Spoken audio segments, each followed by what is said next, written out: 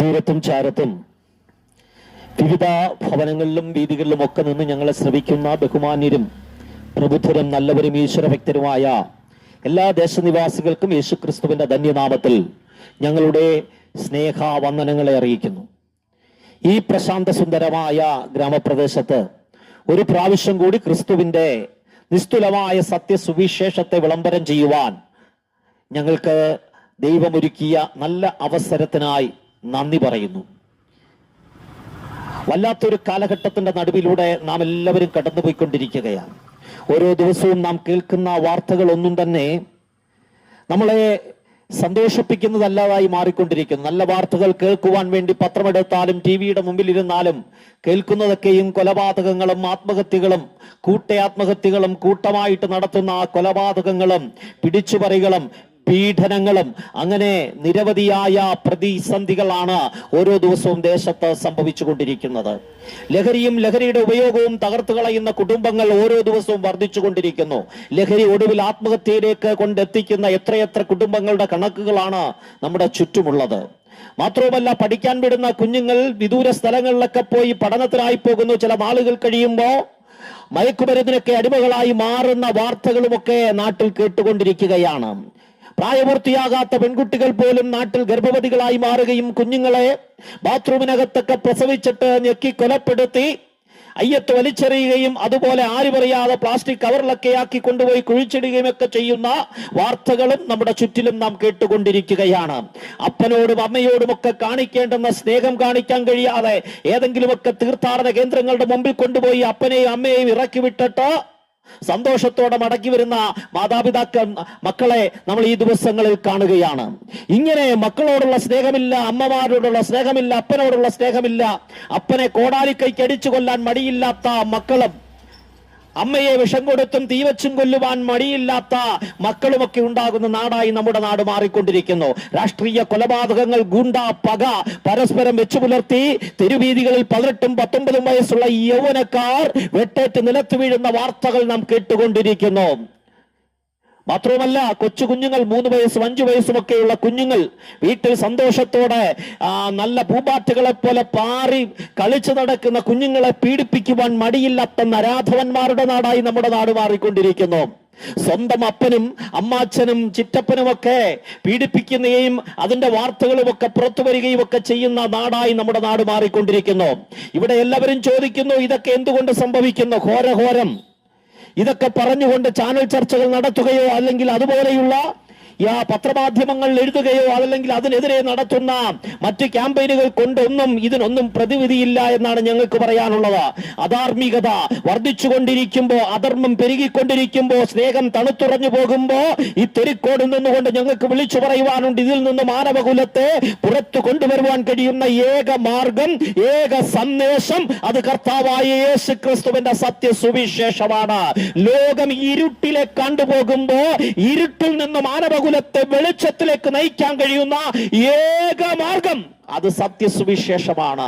ഈ സുവിശേഷമാണ് ജനത്തെ മാനസാന്തരപ്പെടുത്തിയിട്ടുള്ളത്. ജനത്തെ മാനസാന്തരപ്പെടുത്തി ക്രിമിനലുകളെ മനുഷ്യരാക്കി മാറ്റി പാപത്തിന്റെ അടിമത്തത്തിൽ കിടക്കുന്ന മനുഷ്യനെ സ്നേഹിക്കാൻ പഠിപ്പിച്ച ഒരു സന്ദേശമുണ്ടെങ്കിൽ അത് ക്രിസ്തുവിന്റെ സന്ദേശമാണ്. സ്വർഗം വിട്ട് ഈ താണഭൂമിയിലേക്ക് ഒരു നന്മയും വസിക്കാത്ത, ഒരു പ്രയോജനമില്ലാത്ത ബലഹീനരായ നമ്മളെ തേടി ഇറങ്ങി വന്ന സത്യസ്നേഹമാണ് യേശുക്രിസ്തു. യേശുക്രിസ്തു സത്യദൈവമാണ്. യേശുക്രിസ്തു നിത്യജീവനാണ്.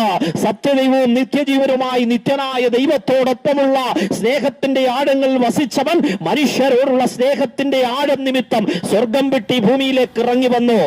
തിന്മ മാത്രം വസിക്കുന്ന ഒരു കർമ്മം കൊണ്ടും ആചാരം കൊണ്ടും തങ്ങൾ ചെയ്തു കൂട്ടുന്ന ആചാരാനുഷ്ഠാനങ്ങൾ കൊണ്ടും രക്ഷ പ്രാപിക്കാൻ കഴിയാത്ത മനുഷ്യനെ രക്ഷയിലേക്ക് നയിക്കുവാൻ, അവന്റെ പാപത്തിന്റെ പരിഹാരത്തിനായി അവന്റെ സകല പാപങ്ങളും സ്വന്തം ശരീരത്തിൽ വഹിച്ചുകൊണ്ട് കാൽവരിയുടെ കൊലക്കളത്തിൽ 2 ദുഷ്പ്രവർത്തിക്കാരുടെ നടുവിൽ മനുഷ്യനെന്ന് തോന്നാത്തവണ്ണം വിരൂപനാക്കപ്പെട്ട അപമാനത്തിന്റെ കുരിശും ശിരസിൽ, അപമാനത്തിന്റെ മുൾമുടി ശിരസിൽ വഹിച്ചുകൊണ്ട് മാനവകുലത്തിന്റെ പാപത്തിന്റെ പ്രതീകമായ മരക്കുരിശും തോളിലെന്തി ശരീരമാകെ അടിച്ചു കീറപ്പെട്ടവനായി, ഉഴുതു കീറപ്പെട്ടവനായി, റോമൻ പടയാളികളാൽ തുപ്പലേറ്റും നിന്നയേറ്റും ഒരു മാംസപിണ്ഡം പോലെ കാൽവരി ക്രൂശിൽ തൂങ്ങിക്കിടന്നത് എന്നെ കേൾക്കുന്ന സഹോദര സഹോദരി നമ്മുടെ പാപത്തിന്റെ പരിഹാരത്തിന് വേണ്ടിയാണ്.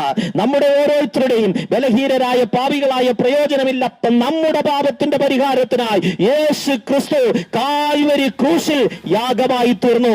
യേശു ക്രിസ്തുവിന്റെ യാഗം അതൊരു അകൃത്യയാഗമായിരുന്നു.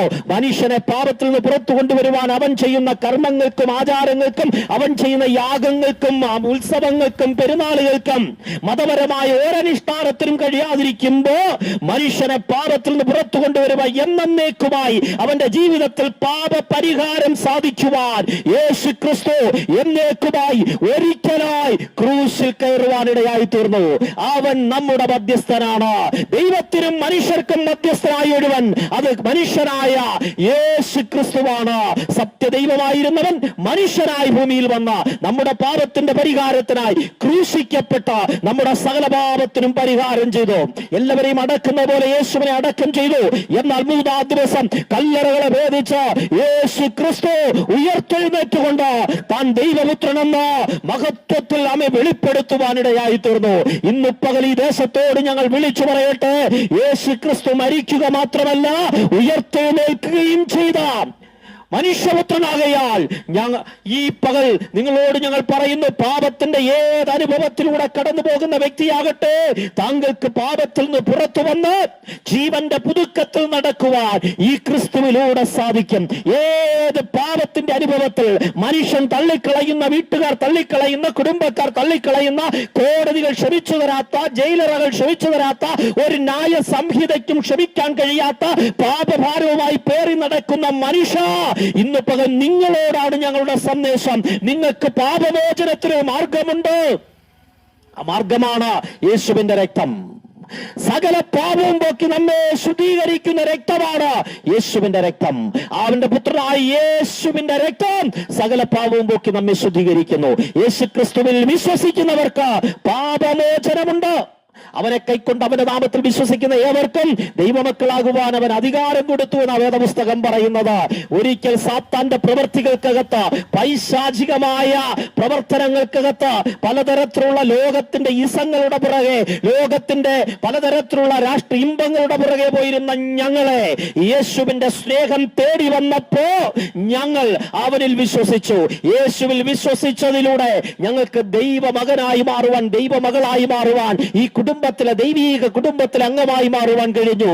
അത് സമ്പത്ത് കൊടുത്തിട്ടല്ല, ഞങ്ങളുടെ പാരമ്പര്യം കൊണ്ടല്ല, ഞങ്ങൾ ചെയ്ത കർമ്മം കൊണ്ടല്ല, വിശ്വാസത്താലാണ്. അതുകൊണ്ട് ഈ ദേശത്തോട് ഞങ്ങൾ വിളിച്ചു പറയട്ടെ, യേശുവിന്റെ മാർഗം അത് വിശ്വാസത്തിന്റെ മാർഗമാണ്. ഇത് കർമ്മമാർഗമല്ല. ക്രിസ്തുവിൽ വിശ്വസിക്കുന്നവർക്ക് പാപമോചനമുണ്ട്, അവർക്ക് ദൈവമക്കളായി മാറാൻ കഴിയും. മാത്രമല്ല, ക്രിസ്തുവിൽ വിശ്വസിക്കുന്നവർക്ക് നിത്യജീവനുണ്ട്. തന്റെ ഏകജാതനായ പുത്രൻ വിശ്വസിക്കുന്ന ഏവനും നശിച്ചു പോകാതെ നിത്യജീവൻ പ്രാപിക്കേണ്ടതിന് യേശുവിനെ നൽകുവാൻ തക്കവണ്ണം ദൈവം ലോകത്തെ സ്നേഹിച്ചുവെന്നാണ് വേദപുസ്തകം പറയുന്നത്. ക്രിസ്തുവിൽ വിശ്വസിക്കുന്നവർക്ക് നിത്യജീവനുണ്ട്. ക്രിസ്തുവിൽ വിശ്വസിക്കുന്നവർക്ക് വീണ്ടെടുപ്പുണ്ട്. ക്രിസ്തുവിൽ വിശ്വസിക്കുന്നവർക്ക് മരണത്തിനപ്പുറമുള്ളൊരു പുനരുദ്ധാരവും മരണത്തിനപ്പുറമുള്ളൊരു നിത്യസ്വർഗമുണ്ട്. ഞാൻ തന്നെ ജീവനും പുനരുദ്ധാരവും അരുളി ചെയ്ത യേശു കർത്താവ് ഈ ദേശത്തോടും ഇങ്ങനെ പറയുന്നു, മരണത്തിനപ്പുറം ഒരു പുനരുദ്ധാരവും നിത്യമായ ആനന്ദവും നിത്യമായ സ്വർഗവും നിങ്ങൾക്ക് ലഭ്യമാകുവാൻ ഒരേ ഒരു മാർഗം, അത് യേശുവിന്റെ മാർഗമാണ്. യേശു ക്രിസ്തുവിന്റെ ശ്രേഷ്ഠ അപ്പോസ്തലനായിരുന്ന പത്രോസ്ലീഹ തിരുവീതിയിൽ നിന്നുകൊണ്ട് വിളിച്ചു പറഞ്ഞ ഒരു വാക്യം ഞങ്ങൾ വിളിച്ചു പറഞ്ഞുകൊണ്ട് ഞങ്ങളുടെ സന്ദേശത്തിന് വിരാമം കുറിക്കുകയാണ്. അതിങ്ങനെയാണ്, മറ്റൊരുത്തനിലും രക്ഷയില്ല. ആകാശത്തിന്റെ കീഴിൽ മനുഷ്യരുടെ രക്ഷയ്ക്കായി നൽകപ്പെട്ട ഒരേ ഒരു നാമം, അത് യേശു ക്രിസ്തുവിന്റെ നാമമാണ്.